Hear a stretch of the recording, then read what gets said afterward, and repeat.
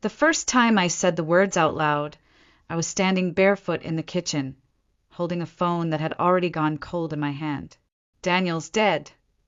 My voice didn't sound like mine. It was flat, mechanical, but that wasn't the worst part.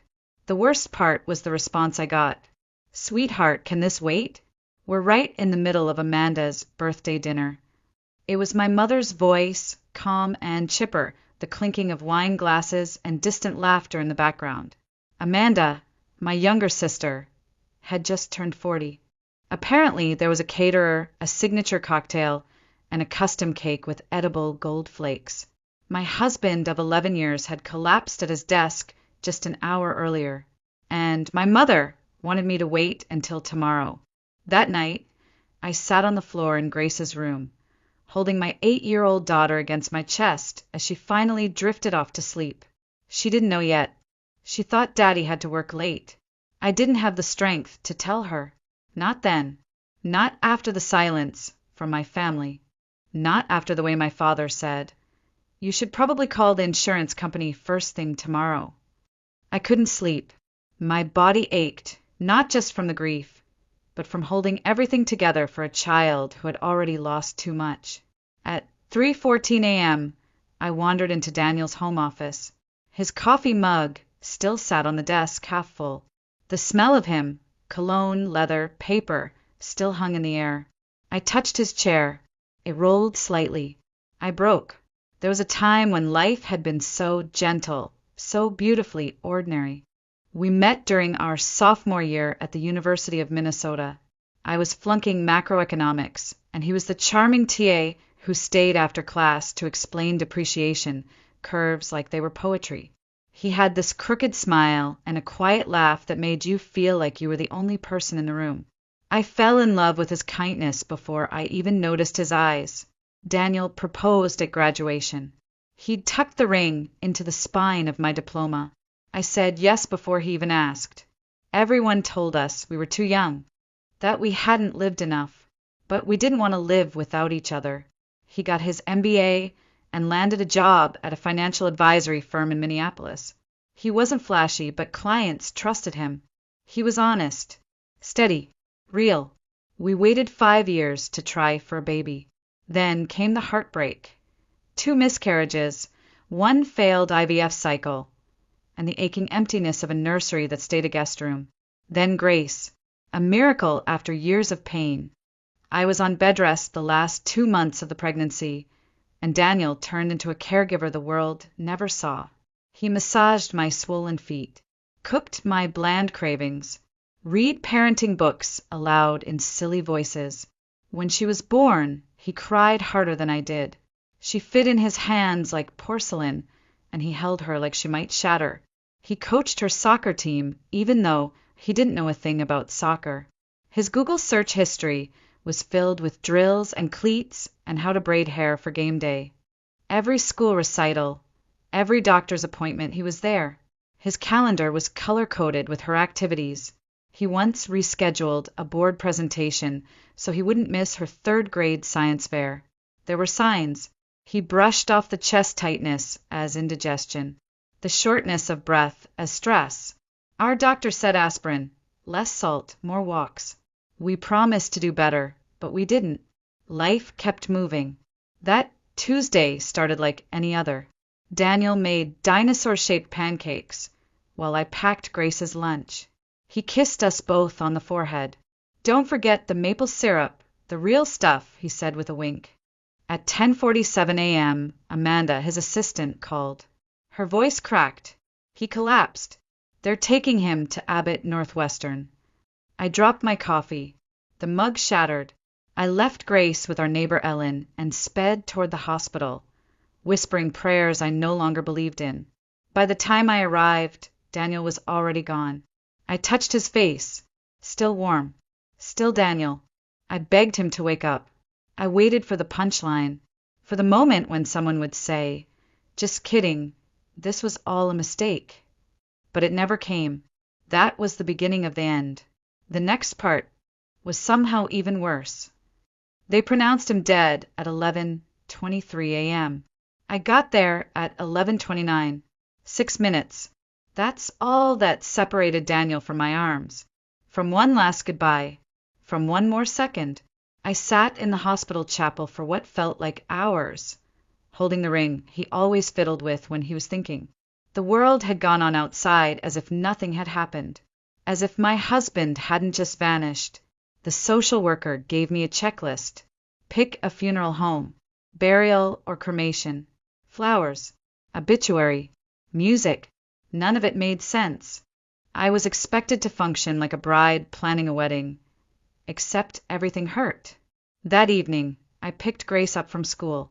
Her backpack bounced with every step as she ran to the car. She opened the door, climbed in, and asked, "Did Daddy get the syrup?" I pulled over before I even answered. I couldn't drive like this. I took her hand. "Grace," I said softly, "something really sad happened today." Her eyes narrowed, trying to decode my face. Daddy's heart got very sick. The doctors couldn't fix it. He died this morning. She blinked. Forever. I nodded. Her scream didn't sound human. She clung to me like she was drowning. "I want Daddy. Please, please get him back."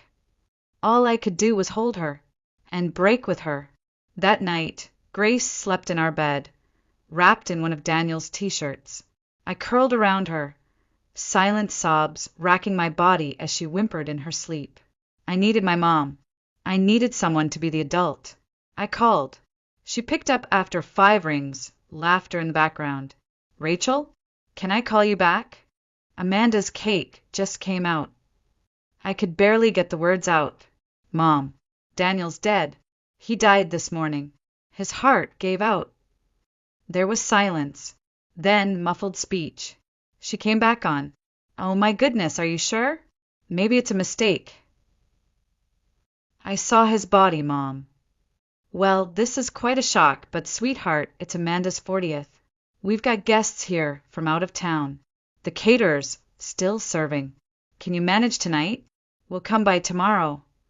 I stood there, mouth open, phone still pressed to my ear long after the call ended. I called my father next. His first question wasn't, "How are you?" or "What can we do?" It was his life insurance up to date? I couldn't feel anything anymore. Numbness is its own kind of agony. The next few days were a blur. Grace had nightmares every night. I didn't sleep. I wrote the obituary at 2 a.m. between panic attacks. I chose the casket color by default. I picked the music Daniel hated least. No one helped. Not my family. My parents called once to ask what time the funeral was, and whether it would be the black kind or the colorful celebration kind. Amanda texted, "Sorry for your loss. Let me know if you need help with the playlist."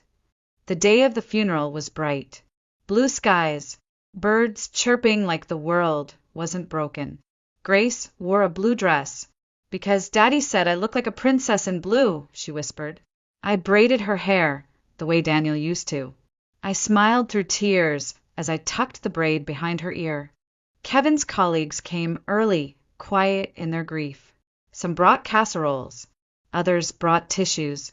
All of them brought stories, silly little stories about Daniel's jokes, his obsession with spreadsheets, how he once talked a client out of an unnecessary loan just because it was the right thing to do.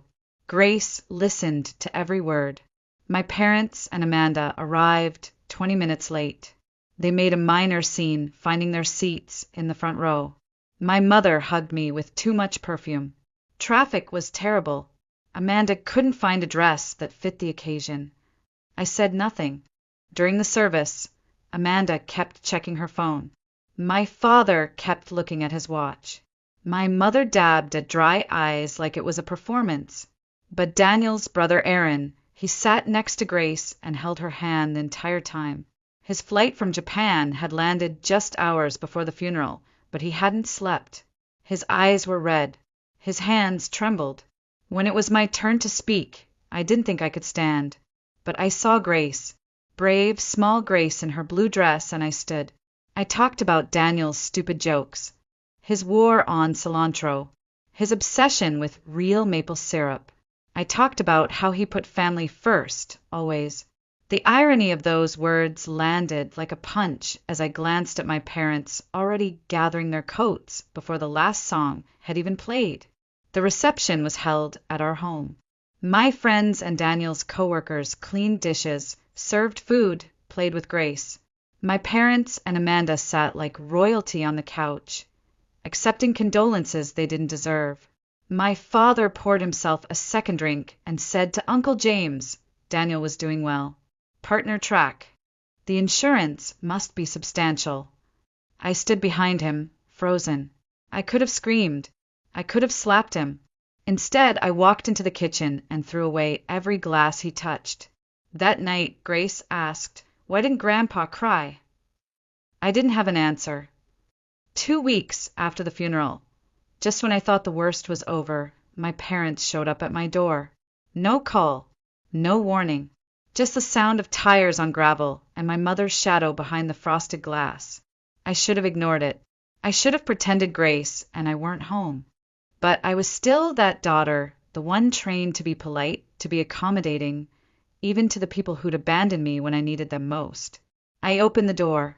"We were in the neighborhood," my mother said with a smile far too bright for a woman who'd just buried her son-in-law. My father gave me a firm nod. "Thought we'd check in. See how you and Grace are holding up." Grace was at school. I told them so. My mother responded, "Good. That gives us a chance to talk openly." That should have been the first red flag. But I was too tired, too cracked open to push back. I ushered them in, automatically slipping into host mode. I brewed coffee, set out mugs, placed napkins. I didn't owe them courtesy, but muscle memory is a powerful thing. They sat on the couch like they owned the place. My father inspected the new sound system Daniel had installed just a few weeks before he died. "Nice setup," he muttered, running a finger along the speakers. Daniel always had good taste. The past tense stung like vinegar on a wound. After 10 minutes of awkward small talk, school, work, my mother's book club, my father cleared his throat. It was the sound he always made before delivering a lecture.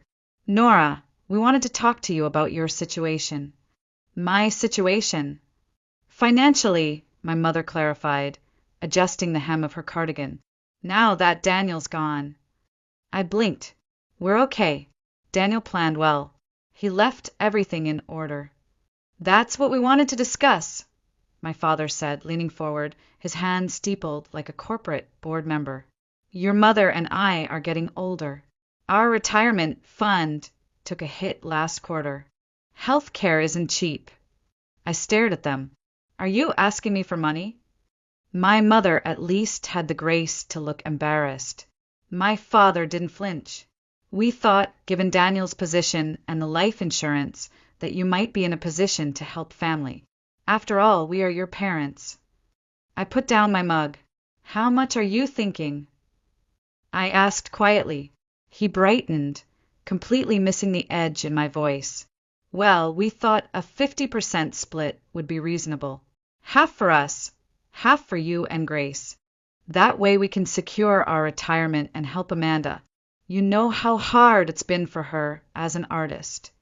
50% of Daniel's insurance, of the money meant to secure Grace's future."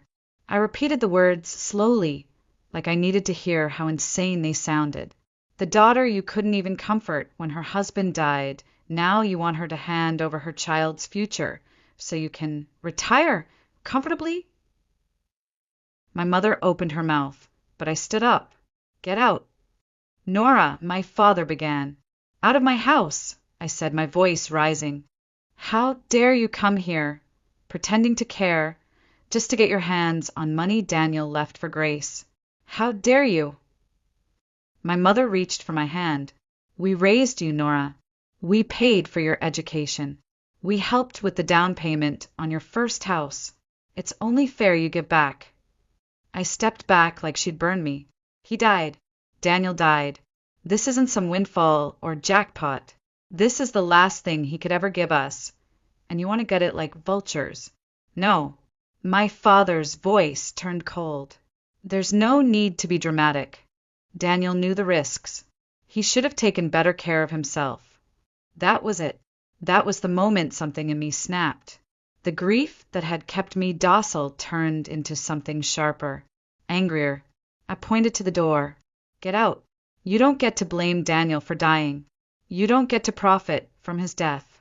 And you sure as hell don't get to pretend you've earned a cent of what he left behind. They left in a huff, my mother muttering about ungrateful daughters, my father saying we'd revisit this conversation when emotions weren't running so high. I slammed the door behind them. I sank to the floor and shook with rage. Not sadness, rage. Later that afternoon, when I picked Grace up from school, she was unusually quiet. In the car, she glanced up and asked, "Were Grandma and Grandpa at our house today?" My stomach twisted. Yes. Did they bring something for us?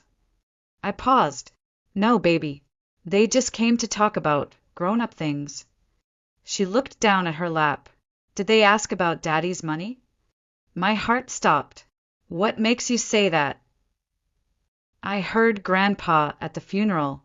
He told Uncle James that we'd be set for life now that Daddy was gone. I had no words, only a rising nausea. Even Grace had heard it. She turned her face toward the window. I'd give all the money in the world just to have Daddy back. I reached over and took her hand. Me too, sweetheart, I whispered. Me too. That night, after Grace went to bed, I sat in the living room in silence. The air felt too still, like the house itself was holding its breath.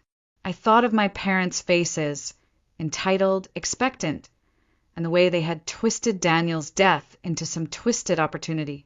And then I thought of Daniel, his voice, his hands, his warnings I never heard.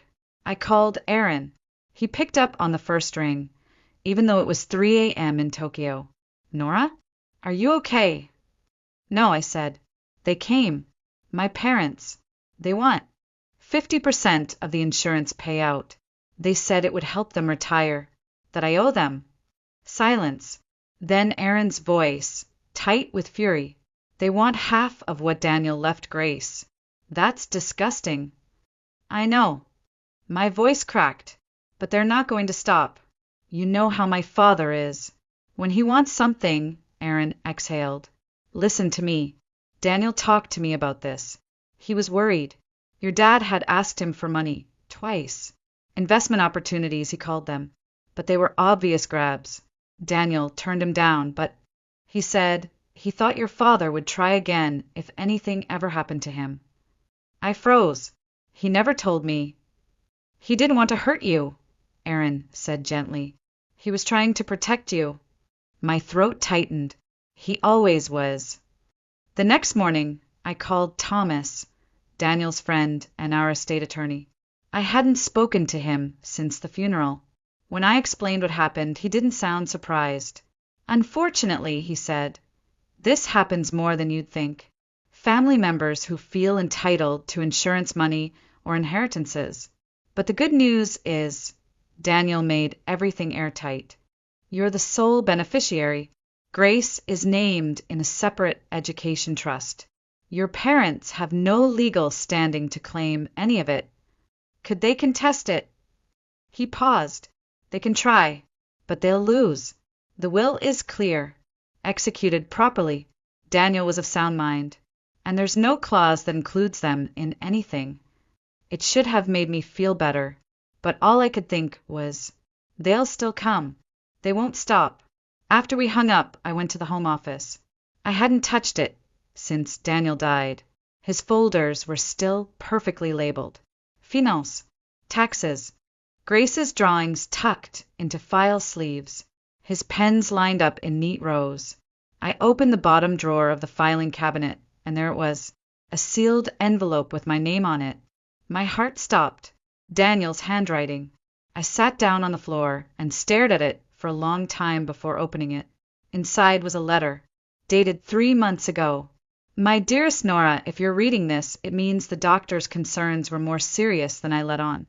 I didn't want to scare you. I'm sorry. I've updated the will and the insurance policies, just in case. Everything goes to you, with a protected trust for Grace's education and long-term care. I know you'll use it wisely. I know you'll live with purpose, even in pain. But there's something else you need to know. Your father has approached me multiple times under the guise of investment advice. It wasn't subtle. He expects access to our resources if anything happens to me. Please don't let that happen. Grace's future comes first. Always. I love you. You and Grace are everything. Whatever happens, know that I tried to shield you from as much as I could. And I'm still trying now. Daniel, the tears came hard and fast. My chest caved in on itself. He knew. He knew this would happen. And he tried to spare me from it. Even from the grave, Daniel was still fighting to protect me and Grace. Still putting up walls where I had none. I folded the letter carefully and placed it back in the envelope. Then I called Thomas again. There's a letter, I said, in Daniel's handwriting. It confirms everything. That's good, he replied. You don't need it legally, but emotionally it's powerful. He paused. You should bring it with you, if they try to pressure you again. Sometimes a dead man's voice is the only one they'll actually listen to. I looked over at the closed door to Grace's room. The soft hum of her white noise machine drifted through the hall. That little girl had already lost so much. I wasn't going to let them take anything else. The invitation came as a text from my father, like it was some kind of company meeting. Sunday, 2 p.m., family discussion. Bring Grace. No explanation, no apology, just a command. I almost deleted it, but something in me said, go. Not for them, not to negotiate, but to put a stop to whatever they were planning, once and for all. That morning, I dressed Grace in her favorite yellow sweater. She clutched a manila envelope to her chest like it was a shield. Can I bring this? She asked. It's something I've been working on. I hesitated. What is it? She smiled. Something Daddy taught me. As we drove to my parents' house, I rehearsed what I'd say. Calm, direct, no tears, no outbursts. I would not let them turn my grief into a transaction. When we arrived, their driveway was packed. I recognized the cars, Aunt Rita, Uncle James, my dad's brother Terry, and his wife Barbara. They'd turned this into a tribunal, a staged performance. They thought numbers would make them stronger. My mother opened the door. Nora, Grace, come in. Everyone's waiting. Her tone was polished, like a hostess welcoming guests to brunch. Not a mother who tried to gut her daughter's future 2 weeks earlier. We walked into the living room. My father sat in his recliner, like a judge presiding over court. Amanda was perched on the armrest, legs crossed, scrolling through her phone. The air was thick with expectation. Thank you for coming, my father said, his hands clasped. We have important matters to discuss. I remained standing. Whatever you have to say it in front of Grace. My mother frowned. This isn't really. If it's not appropriate for her, it's not appropriate at all. There was a beat of silence. Then my father nodded. Fine, let's begin. As you know, your mother and I have supported you throughout your life. College tuition, your first home. And now that Daniel's passing has resulted in a substantial payout, he passed me a printed document, a spreadsheet. We believe a fair distribution would be 50% for your mother and me, 15% for Amanda. The remainder is, of course, for you and Grace. I stared at the numbers. They'd somehow gotten the exact insurance figure. Uncle James must have leaked it. He worked in insurance. My eyes scanned the paper, my mind numb. Then I looked up. You want 65% of what Daniel left to his daughter. I said flatly, for your retirement and Amanda's art career. Amanda finally looked up from her phone. You're rich now. Why does it even matter? The room buzzed. My mother added softly, we all have needs, Nora. And family helps family. Family, I repeated, the word bitter on my tongue. Like the kind who couldn't even leave a birthday party when I called sobbing? That kind. We've apologized for that, my father said sternly. This isn't productive. No, I cut in. You know what's not productive? Raising a child with no understanding of compassion. But somehow, I managed to raise one who does. I turned to Grace. She stepped forward, still clutching her envelope. I have something to say, she said, her small voice firm. My mother forced a smile. Sweetie, the adults are. This is about Daddy, Grace said louder now. And it's about what he would want. Everyone fell silent. She opened the envelope and pulled out a single sheet of paper. It was a child's drawing, but structured like a bill. At the top, invoice for real love and support. Below that, handwritten lines. Hugging Mommy when she cried $0, not provided.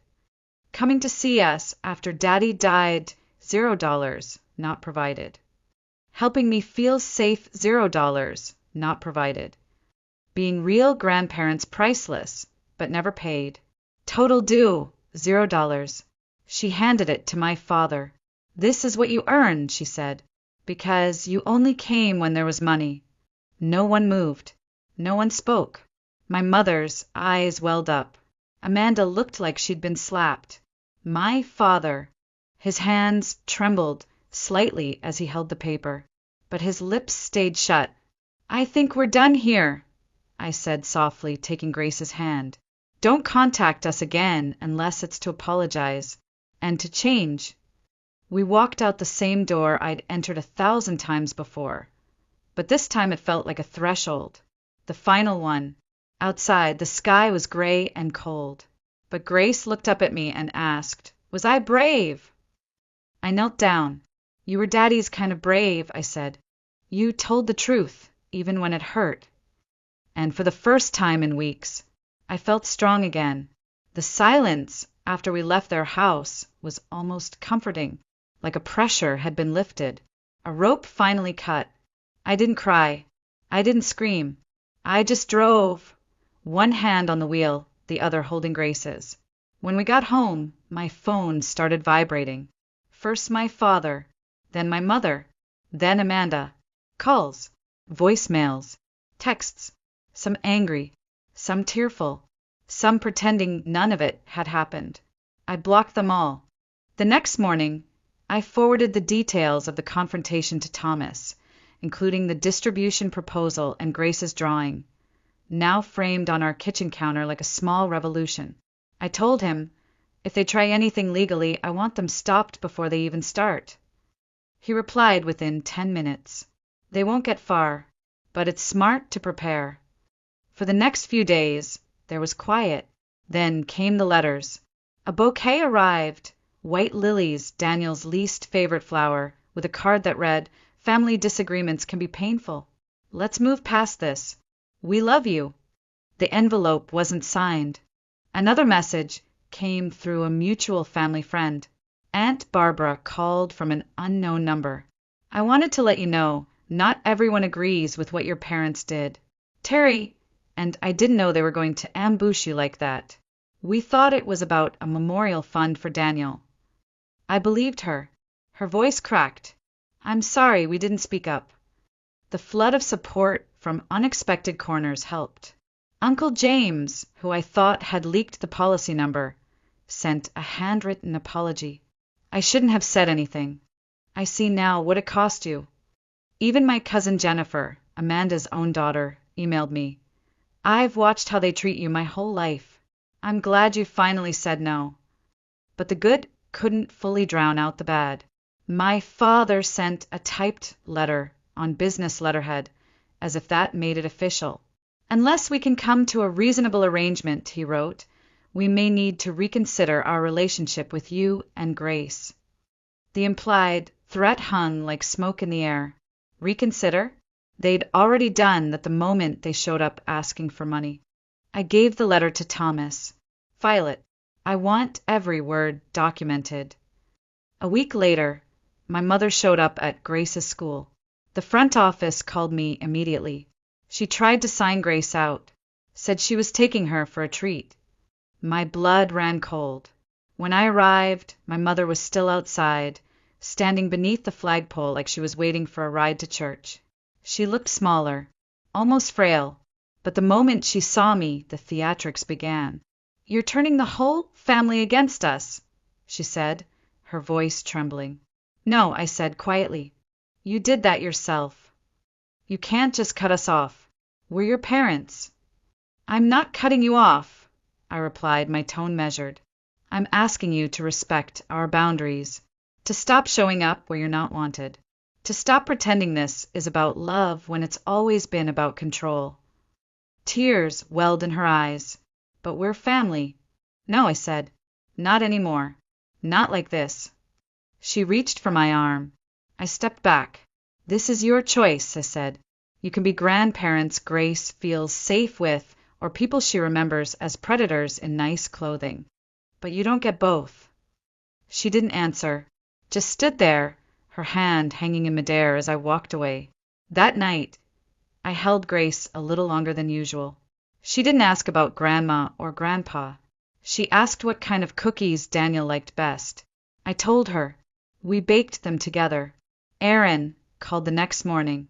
"How are things?" "Calmer," I said. "But I know it's not over." He didn't deny it. "People like your father, they don't handle no well." "I know," I said. "But for the first time I don't care.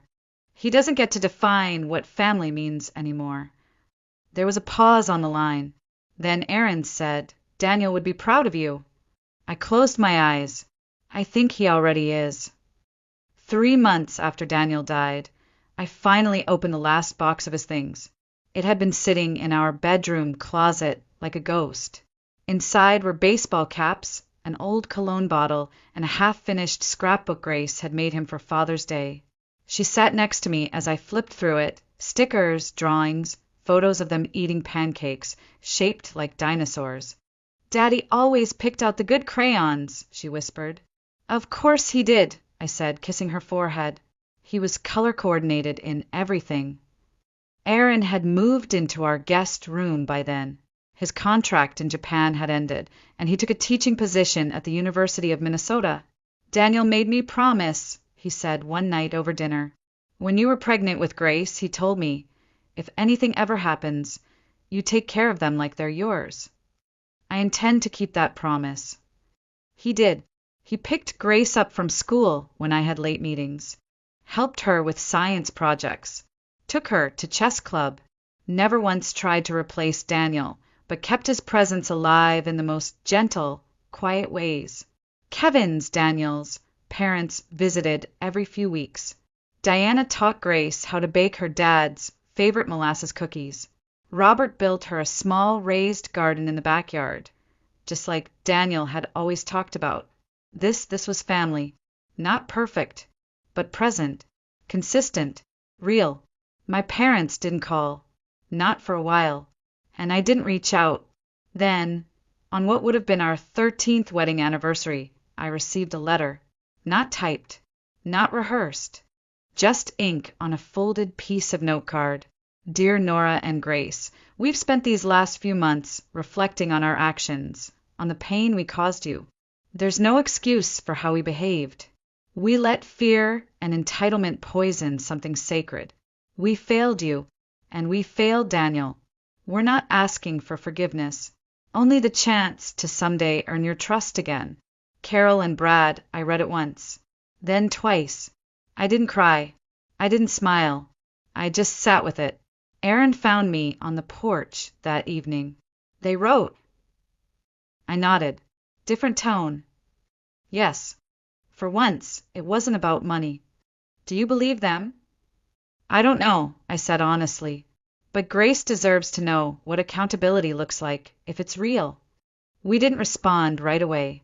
But a few weeks later, they sent Grace a birthday gift. A beginner astronomy kit and a book on constellations. For the first time ever, it wasn't pink, sparkly, or generic. It was something she actually loved. "Can we see them?" she asked one night. "Maybe just for ice cream." So we did. We met at her favorite shop. I laid out the rules. No mention of the past. No gifts over $30. No taking her anywhere without me present.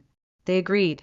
The visit was awkward, but they asked questions about her drawings, listened when she spoke, didn't talk over her. When we left, Grace whispered, "They're trying." I said. Trying doesn't erase what happened, but it matters. Over the following months, we allowed short visits in public places. They didn't push. They didn't cross lines. I still didn't trust them fully, but I didn't have to. Trust wasn't given all at once.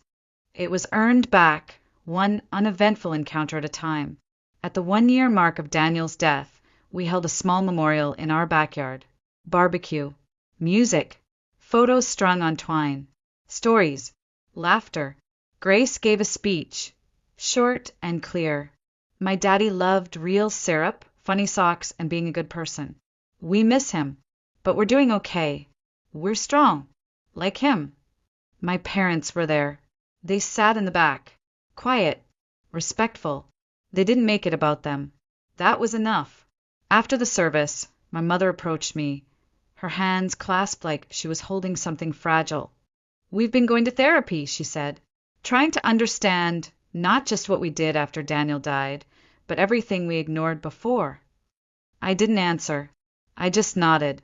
Some things don't need words, just time. A few months later, Aaron helped me launch a nonprofit in Daniel's name, offering free financial literacy courses for young families and single mothers. Grace helped design the logo. It wasn't just a project. It was a legacy. And on the 2nd anniversary of his passing, Grace and I sat by the lake, watching the sun go down. She skipped a stone and said, "I think the envelope I gave Grandpa helped them." "Why do you think that?" "Because now they listen." She rested her head on my shoulder. "I miss him, Mom." "I know, sweetheart. Me too. Every day." But this time the ache didn't feel empty. It felt like a thread, connecting us, anchoring us, not to the past, but to each other, to who we are now, to who we choose to be, to the family we build, one choice at a time. The world keeps turning, and with each turn comes a new story. When one door closes, another opens, leading us into a journey entirely different. Let us set aside the echoes of the tale just past and step together into a new realm where another destiny awaits to be told. And now I invite you to listen to the second story, a path of its own, unrelated to what came before, yet filled with mysteries and surprises meant only for those willing to journey onward with me. The moment I told my husband I'd been fired, he didn't even flinch. No concern, no shock, just pure boiling rage. "Of course you got fired," he snapped, slamming his laptop shut. "You've always acted like you know better than everyone. Maybe now you'll learn something." I stood there frozen, still in my work clothes, holding the straps of my purse like they were the only things keeping me upright. I had rehearsed this moment in my head a dozen times, imagining how he'd pull me into his arms, tell me we'd figure it out together. But this wasn't that moment. This wasn't that man. The truth? I hadn't been fired. I'd been promoted. Unexpectedly, joyfully, after years of quiet, thankless work. But as I walked home that evening, thinking of how Brian had grown more distant, more distracted, I felt something in me hesitate. What if he didn't take it well? What if he resented me for getting ahead? For earning more than him? He was raised in a household where the man was the provider, the one who built the foundation, as his mother used to say. I'd heard it so many times, her voice echoing in our living room like some outdated mantra. Still, I didn't expect him to explode the way he did. I remember how he looked at me like I was some liability, some deadweight he hadn't realized he'd been carrying. "Do you even understand the position you've put me in? How do you think we're going to pay the bills now?" he kept yelling, pacing across the room, not once asking how I was feeling or what had happened. I said nothing, not because I didn't want to defend myself, but because I physically couldn't speak. My throat had closed up, like my body instinctively knew I needed to stay silent. And maybe that was a good thing.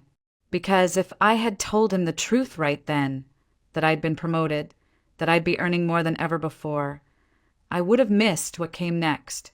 I would have missed the cracks beneath the surface that were finally starting to show.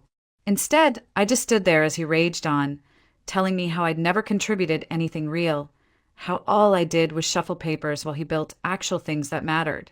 I barely remember how the rest of that evening went. I think I went to the bathroom and stood under the shower for half an hour, letting the water scald my skin as if it could wash away the humiliation, the confusion, the fear. That night, he slept on the couch without a word. I lay in our bed, staring at the ceiling, my mind racing. There had been signs, I realized. Signs I had ignored for too long. The late nights at work, the secretive glances at his phone, the way he stopped meeting my eyes when we spoke. And now, his total lack of empathy, his coldness. It wasn't just about the lie anymore. Something else was going on, something darker. And I was starting to feel it rise beneath my skin, the instinct to survive, the instinct to know the truth before it destroyed me first. Looking back, the signs had been there long before I ever uttered a word about being fired. They weren't glaring red flags, at least not at first. Just small things. The way Brian started coming home later and later, always with a vague excuse. The way his phone, once casually left on the kitchen counter, was now always face down, locked tight.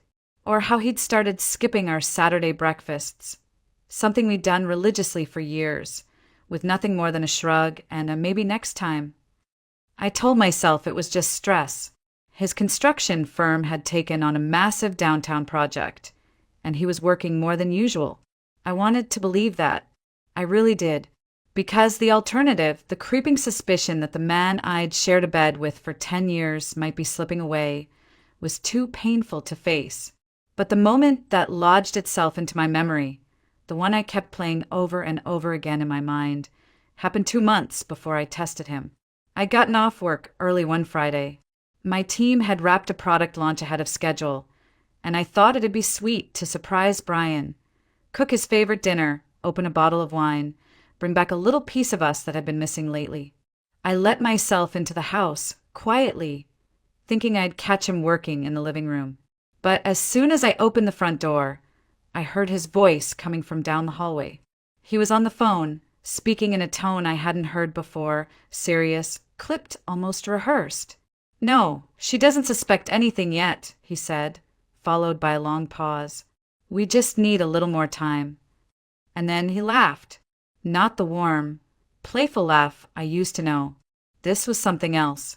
Cold, detached, almost cruel. I stood frozen in the hallway, clutching the doorframe, my heart pounding in my ears. He was talking about me. I knew it. I didn't hear the other person's voice. Maybe it was on speaker, maybe not. But I could feel the weight of the conversation settle on my chest like a stone. I couldn't move. I couldn't breathe. Then, as if nothing had happened, he walked out of the bedroom, saw me, and smiled. Kissed me on the cheek like it was any ordinary day. I smiled back, went into the kitchen, started boiling pasta, but something in me cracked that evening. A quiet fracture, invisible on the outside, but spreading quickly underneath the surface. From that day on, I started watching him differently, listening more carefully, picking up on the subtle shifts in his behavior, the way he avoided talking about the future, the way he grew impatient when I asked about his day, the little lies he told without even realizing I'd caught them. I wasn't crazy. I wasn't being paranoid. My gut was screaming at me, and I was finally listening. It was a strange kind of grief, mourning the slow death of something while still pretending it was alive. I kept telling myself to wait, to collect more signs, to be sure, until that moment in the hallway after my fake firing, when the last of my illusions finally fell apart. That's when I knew something bigger was happening, something I hadn't even begun to imagine. But I was about to find out, and once I did, there would be no going back.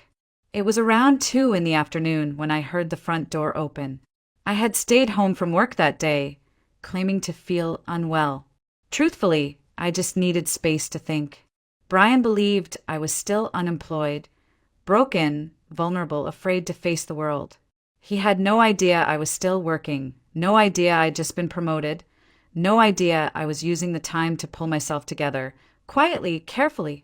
I froze when I heard not one, but 2 voices enter the house. The second voice didn't belong to a coworker or a friend. It belonged to Linda, my mother-in-law. I stepped silently into the hallway, standing just beyond the crack of the guest room door. I knew I shouldn't listen, but something about the way they spoke, so casually in the middle of a weekday, made my skin crawl. So, Linda's voice rang sharp and familiar. Why the sudden midday visit? Everything all right? It's all going exactly as planned, Brian replied, sounding almost pleased. She told me she got fired yesterday.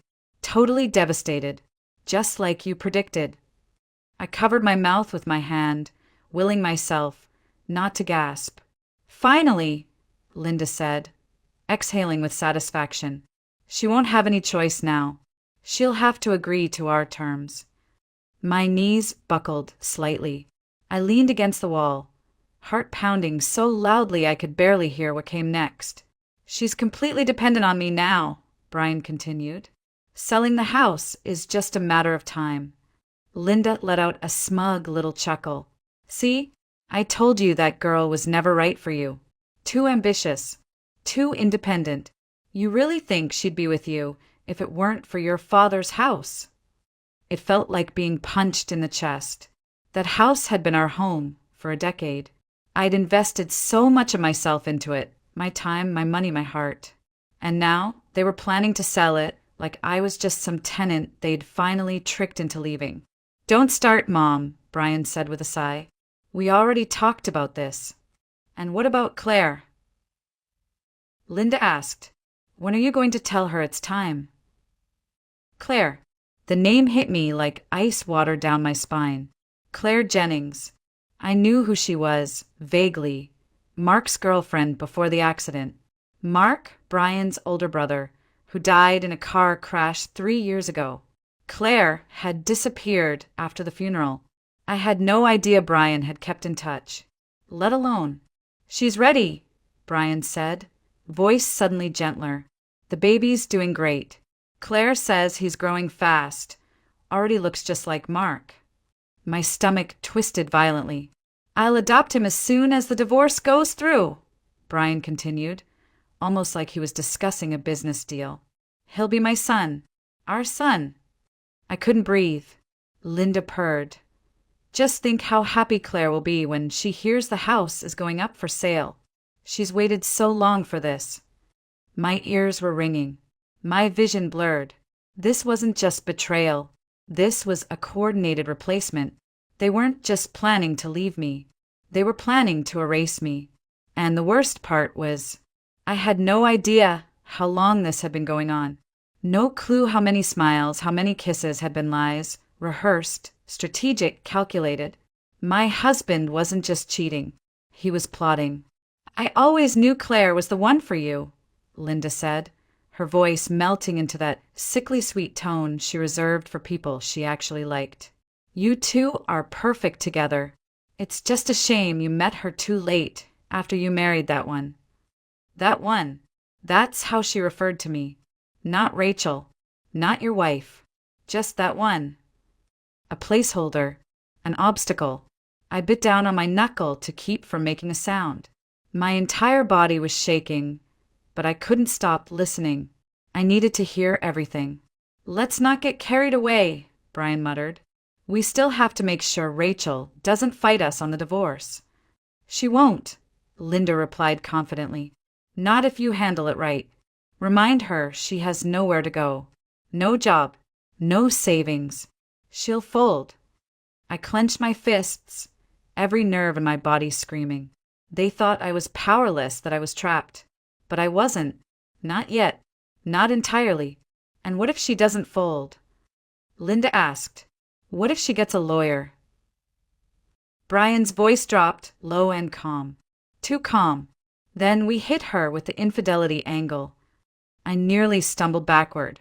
What infidelity? Linda asked. Doesn't matter, Brian said. I've got a few old photos from that conference she went to 2 years ago. Just her with some colleagues. But they can be interpreted the right way. Enough to raise doubt. You're a clever boy, Linda cooed. Just like your father. But he wasn't done. If that doesn't work, Brian continued, We accuse her of leaking internal documents. She worked with sensitive client files. She brought stuff home all the time. I'll say I caught her trying to sell data to competitors. I felt my knees give way, and I sank slowly to the floor. My hands were ice cold. My husband, the man who once held my hair back while I threw up from food poisoning, who painted our bedroom walls while I picked the color, was planning to destroy my life from the inside out. He was going to lie in court. He was going to accuse me of things I never did, just to push me out. For Claire, and a baby who wasn't even his. Claire, the quiet, soft-spoken woman I remembered only in flashes from Mark's memorial. She had seemed kind, fragile. I never imagined she would come back into our lives like this. Not as the woman replacing me. Not as the mother of the child my husband planned to call his own. "How's the baby doing?" Brian asked then, his voice suddenly light. "Almost happy." "Strong," Linda answered proudly. "Claire says he's growing fast. Looks just like Mark. Same eyes, same laugh. You'll see soon enough." The room started spinning. They were building a new family, Brian, Claire, the baby, and Linda, of course. Always Linda, the perfect little unit. And in their minds, I was already gone. Just paperwork. Just one final conversation. "I'll tell her tonight," Brian said. "She's already on edge after losing her job. It's the perfect time. I'll play the sympathetic card. Say it's better for both of us. Offer her a bit of cash to walk away." Linda snorted. "Push the pity. Make her feel like a burden. She'll cave. Women like her always do." I bit my lip so hard I tasted blood. But even through the pain, I smiled to myself, just barely, because they didn't know the truth. I hadn't been fired. I had been promoted, and they had no idea that their plan was already falling apart. I stayed crouched behind the door long after they stopped talking. I didn't move when I heard the couch creak or the front door close behind Linda. I just sat there, hugging my knees, heart hammering so loud I thought it would give me away. My body was frozen, but my mind was burning. This wasn't just betrayal. This was war. And I'd walked right into it, unarmed, unaware, until now. But I wasn't going to be a casualty. Not quietly. Not ever. That night, I didn't speak to Brian. He acted like nothing had happened. He poured himself a drink, watched the game, glanced at me with that carefully neutral expression that now seemed so grotesque. I didn't look at him. I didn't trust myself to, because if I did, I might break the illusion. And I needed that illusion, at least for a little while longer. In bed, I lay still with my eyes open, my back to him. He fell asleep quickly, like always, as if the day hadn't included plotting to erase me from his life. I listened to his breathing and planned. The next morning, I left the house before sunrise. I didn't go to work. Not right away. I went to the storage closet where we kept old documents, warranties, receipts, contracts, tax papers. I pulled everything I could find. I needed proof, evidence that I had contributed to that house, that I had invested in it with my own money, not just my presence. The new water heater? My bonus paid for it. The custom cabinetry in the kitchen? My design, my deposit. I dug out bank statements, delivery invoices, furniture receipts. I packed them all into a box, then into a bag, and drove across town to the only person I trusted, Emily. Emily Barnes wasn't just a colleague. She was my friend. For years, we'd been each other's sanity during late nights at the office. She knew my coffee order, my birthday, the name of the stray cat I once tried to adopt and failed miserably. Most importantly, she'd never once betrayed me, not even with gossip. And that made her invaluable now. When I showed up at her door, she didn't ask questions. She just looked at me for a moment, then stepped aside. "I need a favor," I whispered. "Say no more," she said. "In her kitchen." I placed the documents on her table. "If anything happens, if I disappear, if I stop answering calls, give this to my lawyer." She raised an eyebrow but said nothing. "I'm not being paranoid," I added, seeing the concern in her face. "But I can't take any risks." Emily nodded slowly. You're scaring me a little. But okay, whatever you need. I exhaled, the tension in my chest loosening just a bit. I hadn't told her everything. Not about Claire, not about the baby, not yet, but she understood enough. That something was deeply wrong. That I needed her. And for now, that was enough. As I drove back home, I passed by the park where Brian and I used to walk on Sundays.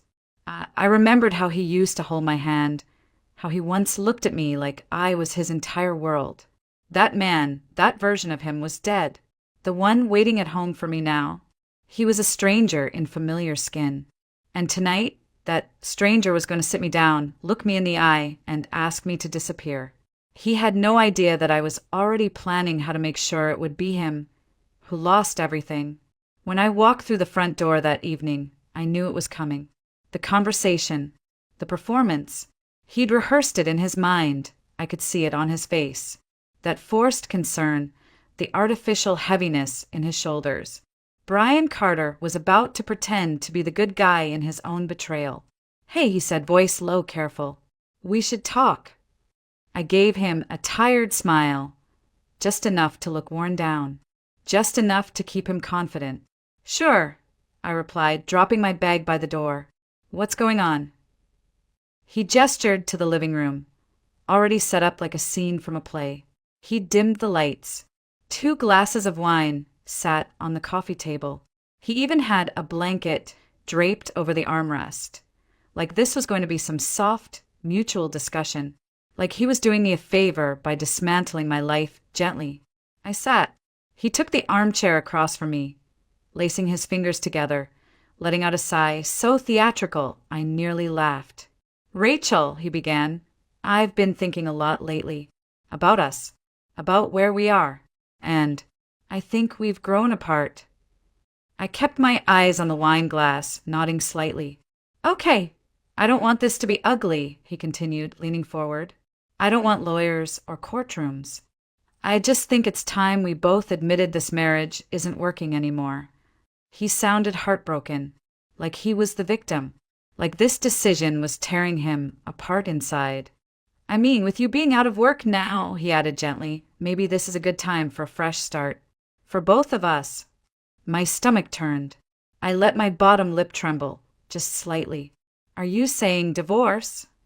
He nodded, reaching for his wine like he deserved to take a victory sip. Yeah, but amicable. Civil, I don't want to fight. I'm willing to help you get on your feet. You'll need a place to stay, obviously, and some money to get settled. I tilted my head, just enough to seem fragile. You'd do that for me? Of course, he said, placing a hand on his chest like some kind of savior. I care about you, Rachel. I don't think we're right for each other anymore. We've both changed. He paused for effect, then added, and the house, it's legally mine. It was left to me by my father, but I want to be fair. I'll offer you a settlement, something to help with rent for a few months. I blinked, let out a shaky breath. How much? He named a number. It was laughable, a fraction of what I'd invested into that home. But I didn't laugh. I didn't even flinch. Instead, I stared at him like I was seeing him for the first time. I thought we'd try harder, I whispered. I thought we were stronger than this. Brian reached out, touched my hand like a man playing a role he no longer cared about. I'm sorry, but this is the best path forward. I promise. And right then, I gave him what he wanted. I nodded slowly, eyes misty, lips pressed tight in defeat. Okay, I said. I'll think about it. He exhaled, visibly relieved. But behind my silence, behind the trembling breath and the wet lashes, I was already building my case. Because he didn't want lawyers. But I was going to bring the best one in town. The next morning, I left the house before Brian even stirred. He was still snoring on the couch, buried beneath a blanket like a child hiding from consequences. I didn't leave a note this time. No explanation. No polite goodbye. Just silence. Let him wonder. Downtown Portland was just waking up when I stepped into the old brick building where Monica Bell's office was tucked between a florist and a tax accountant. The hallway smelled faintly of lavender and ink. I sat in the waiting room for 10 minutes that felt like a lifetime, rehearsing what to say. But when Monica opened the door and called my name, I stood up, walked in, and told her everything. Not everything, exactly. I left out Claire, the baby, the betrayal so deep it made my voice crack. But I gave her enough. Enough for a lawyer to see the shape of the battlefield ahead, the inherited house, the years of shared expenses, the receipts and bank statements, the way he wanted a divorce, fast and quiet, with a sum so low it was insulting. Monica listened without judgment.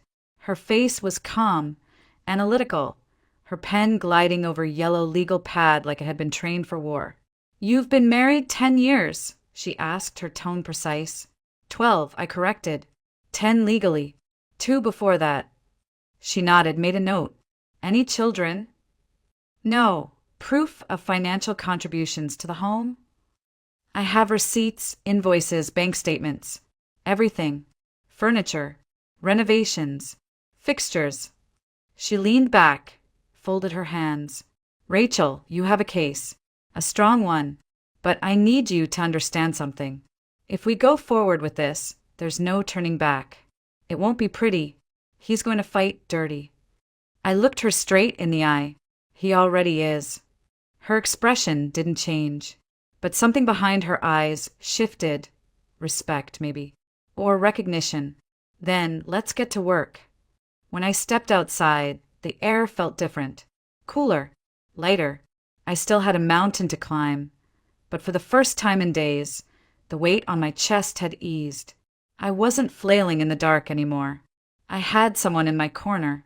Someone who saw the pieces clearly and knew how to play them. I went straight to the office after that. No more hiding. I walked through the doors with my head high, greeted my team, sat down at my desk, and opened the department dashboard like nothing had happened. Brian thought I was unemployed, lost, vulnerable. But I was back. Fully. My phone buzzed around lunch. A text from him. Hope your interviews went well. Let me know when you're ready to talk more about next steps. Next steps. I almost laughed. He had no idea I'd already taken them. I replied with a simple, "Will do." That afternoon, I met with my team, reviewed quarterly goals, scheduled one-on-ones, and signed off on a new client project. I was efficient, focused, unshakable, and when I finally walked out of the building at sunset, I knew something had shifted permanently inside me. I wasn't the same woman who cried in the hallway, who shook in silence while her husband planned her erasure. That woman was gone. In her place stood someone else. Someone stronger, sharper, ready. He wanted me to vanish quietly. But now, I was preparing to take everything back on my terms. Brian was waiting for me when I got home. He was in the kitchen, leaning against the counter with his arms crossed, trying to look composed. But the twitch in his jaw, the slight shift in his weight, those told the real story. He was nervous. "Hey," he said, casual, like we were roommates discussing groceries. "You got a minute?" I hung my coat, slowly, then turned to face him. "Sure." He nodded toward the living room. We sat opposite each other again, that same setup from before. The couch, the wine, the practiced solemnity. He hadn't changed the scene. He thought the first performance had worked, that I'd accepted his script. "I've been thinking," he began. "I want to finalize things soon. The divorce, the paperwork, get everything settled so we can both move on." I nodded, keeping my expression soft. "Okay." He blinked. "So, you agree?" "I'm not fighting the divorce," I said gently, "but I do want to understand what's fair. So I've spoken with someone." He froze. "Someone." "A lawyer." His eyes narrowed. "Why would you need a lawyer? I'm offering a generous settlement. We can handle this ourselves." I tilted my head. "You said the house was legally yours, right?" "It is," he said quickly, "but we've both lived there for over a decade. I've invested money. I have receipts. I just want to make sure it's fair." He laughed, sharp and defensive. Rachel, come on. You're blowing this out of proportion. You lived here. That's not the same as owning it. I paid for the kitchen remodel, I said softly. The bathroom tiles, the appliances, all from my accounts. I just want that acknowledged. Brian stood up, pacing now. I don't want this to get ugly. Then don't insult me with a number that barely covers 3 months of rent. He turned toward me, and for the first time, the mask slipped. I saw it, the flash of anger, of panic. You're being unreasonable. No, I said calmly. I'm being smart. You taught me that, remember? Plan ahead. Protect your assets. He ran a hand through his hair, eyes darting. You really want to do this? Get lawyers involved. You think that's a good idea? I think it's necessary, I replied. You said you wanted things to be fair. This is how fairness works. He didn't answer right away. He just stared at me, as if trying to recalculate, reframe me in his mind. I was no longer the fragile wife he thought he'd broken. I was something else now. A problem.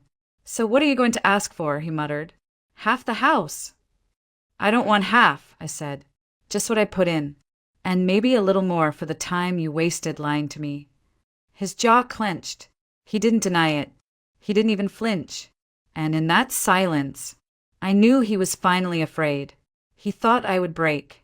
He didn't expect me to sharpen. The divorce went through 6 weeks later.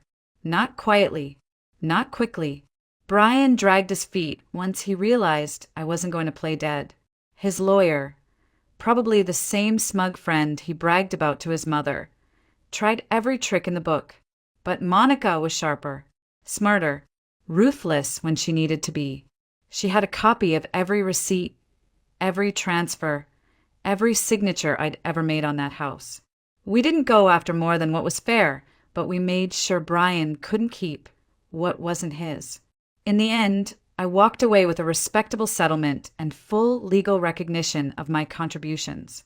Not just financially, but as a partner who had invested years of her life into a shared home, into building something real, before he decided to burn it down. The last time I saw him, we were signing papers in a sterile conference room downtown. Claire wasn't there, but I could feel her ghost behind his shoulder, quiet, passive, waiting to move in the moment I was gone. Brian didn't meet my eyes. Not once. When it was over, I stood, tucked the pen into my bag, and said, "You always underestimated me." He didn't answer. He didn't have to. I saw it in his face. Regret, or maybe just disbelief that the story he had written for me didn't end the way he planned. I moved into a small apartment overlooking the river. Not fancy, not big, but it was mine. The first night I slept there, I kept every light on. Not out of fear, but because I could. No one to tell me I was being dramatic. No one to call me a burden. Just silence. Peaceful. Earned. Word got around that Claire and Brian were having adjustment issues. Apparently, things weren't as idyllic as they'd imagined. Raising a child wasn't as simple as smiling for photos and pretending love could be transplanted. Linda tried to help, of course. She always did, like micromanaging other people's lives. But I heard through Emily that the tension was building. That money was tighter than expected. That Claire hadn't quite fit in the way Linda had hoped. None of it surprised me, because their life was built on lies, and lies don't hold foundations for long. I don't spend my days checking in on them. I don't stalk social media or linger in bitterness. I've rebuilt from the ground up in my own way. Slowly, deliberately. My job is steady. My name is respected. I eat alone some nights, but I've learned that solitude is not the same as loneliness. Sometimes it's healing. I've taken up boxing classes on Saturdays. I've gone back to reading poetry. I call my sister more often. I've even started writing again, something I hadn't done since college. There are pieces of me I thought were lost, but they were just buried under years of being small, of making room for someone else's ego. And now I take up all the space I need. If there's one thing I've learned, it's this. Being underestimated is the most dangerous gift life can hand you. Because when you rise, When you fight back, no one sees it coming. Brian thought I would crumble. Instead, I became unshakable.